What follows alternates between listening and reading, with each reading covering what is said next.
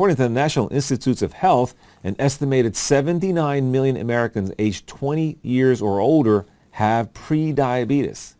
Astonishingly, only 7.3% of Americans with this condition have been formally diagnosed as prediabetic.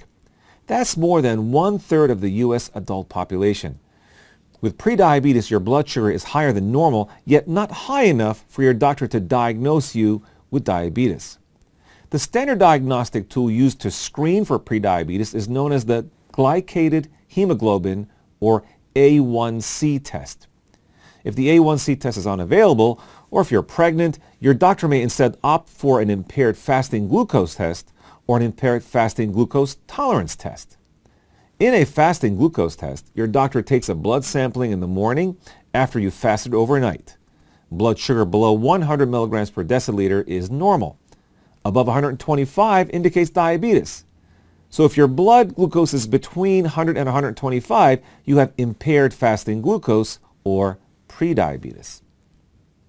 In a glucose tolerance test, your doctor gives you a syrupy, high-sugar drink and tests your blood glucose 1 hour later. With this test, a blood glucose level of 140 to 199 milligrams per deciliter confirms a diagnosis of impaired glucose tolerance or prediabetes. If you have prediabetes, you are likely to develop type 2 diabetes and or complications like heart disease and stroke within the next 10 years unless you take immediate steps to improve your health.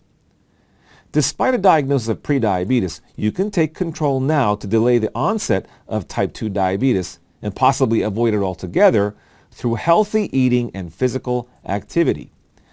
Studies indicate that if you lose 5 to 7% of your overall body weight, you may decrease your risk for developing diabetes by almost 60%. Even if you do not reach your target weight, healthy eating and exercise remain important to your overall health. Cut back on fats, sugars, and excess calories, and try to walk at least half an hour a day, 5 or more days a week. If you are at high risk for developing diabetes, your doctor may prescribe metformin, an oral anti-diabetic medication. To prevent related complications such as heart disease, your doctor may also recommend medications to lower your cholesterol and control your blood pressure. Medications aside, the importance of developing and maintaining a healthy lifestyle cannot be overstated.